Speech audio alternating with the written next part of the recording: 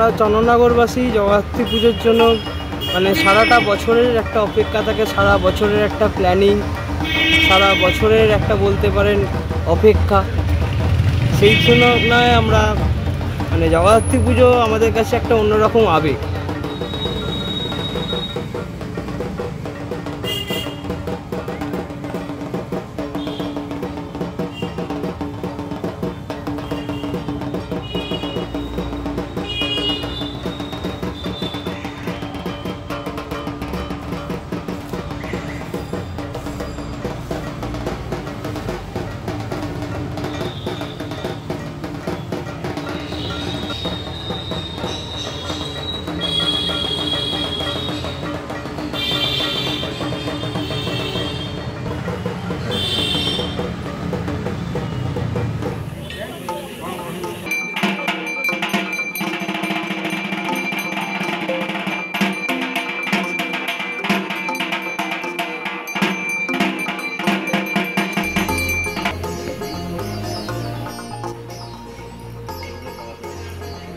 Welcome to news Hunter সৈকত।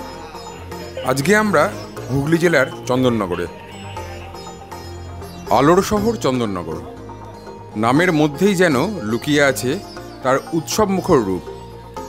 দুর্গাপুজো শেষ হলেই যখন সমগ্র বাংলায় ভরে ওঠে বিষাদের সুর, ঠিক সেই মুহূর্ত থেকেই চন্দননগরে শুরু হয় নতুন উৎসবের কাউন্টডাউন। দুর্গা দশমীর দিন, যেদিন প্রতিমা বিসর্জনের শোক ছেয়ে যায় বাংলার আকাশে বাতাসে, সেদিনই চন্দননগরের অলিতে গলিতে শুরু হয়ে যায় অন্য এক উৎসবের প্রস্তুতি। কাঠামো পুজোর মধ্যে দিয়ে বাজতে শুরু করে জগদ্ধাত্রী আরাধনার ঘণ্টাধ্বনি।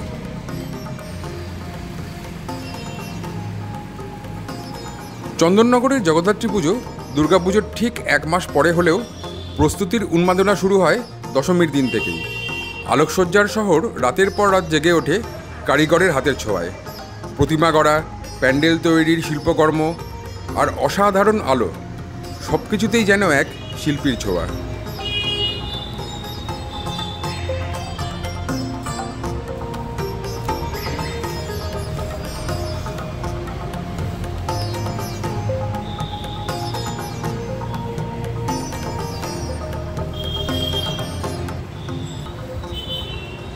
চন্দননগরের পুজোর একটা অন্যরকম ঐতিহ্য আছে।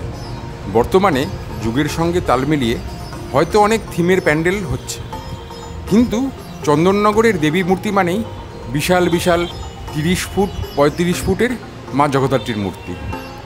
এবং আরও একটা বিশেষত্ব হচ্ছে, চন্দননগরের কোনো দেবী মূর্তি কিন্তু কুমোরটুলিতে তৈরি হয়ে বারোয়ারি তলায় আসে না। বারোয়ারি তলাতেই নির্মিত হয় দেবী মূর্তি। এবং যে কাঠামো থাকে সেই কাঠামোকে বিসর্জনের পর আবার তুলে নিয়ে আসা হয়। সারা বছর ধরে ধূপধুনো দিয়ে পুজো করা হয় কাঠামোকে। কেউ রথের দিন, বেশিরভাগ বারোয়ারি দুর্গাপুজোর দশমীর দিন কাঠামোর পুজো করে শুরু করেন জগদ্ধাত্রীর মূর্তি তৈরি করা। তারপর 1 মাস নিরলস পরিশ্রমের মধ্য দিয়ে মেতে ওঠে এই শহর জগদ্ধাত্রীর আরাধনায়। কাঠামোর ওপর আস্তে আস্তে ঘর, তারপরে মাটির প্রলেপ, 1 মেটে 2 মেটে হয়ে আস্তে আস্তে চিন্ময় রূপ নেয় এই মূর্তি।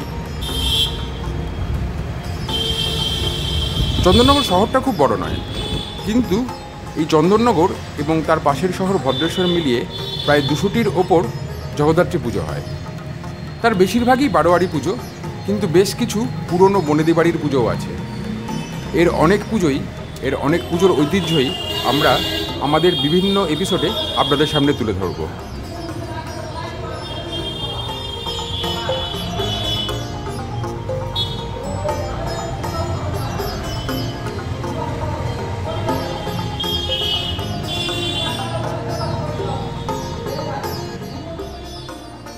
এই 1 মাস চন্দননগর প্রায় জেগেই কাটায়। দিন রাত চলে কাজ, চলে মহড়া, চলে পরিকল্পনা। প্রতিদিনের অপেক্ষা জমে ওঠে এক মহা উৎসবের দিকে। অবশেষে যখন জগদ্ধাত্রী পুজো এসে পড়ে, তখন আলো আর রঙের জাদুতে চন্দননগর রূপ নেয় এক স্বপ্নপুরীর। লাখো মানুষের ভিড়ে, বিদ্যুতের ঝলকানিতে মায়ের আরাধনায় ভরে ওঠে এই ঐতিহাসিক শহর। চন্দননগর মানেই জগদ্ধাত্রী পূজা, যেখানে দেবী শুধু পূজিত নন, তিনি শহরের প্রাণ, শহরের ঐতিহ্য আর চন্দননগরের মানুষের অসীম গর্ব এবং আবেগ।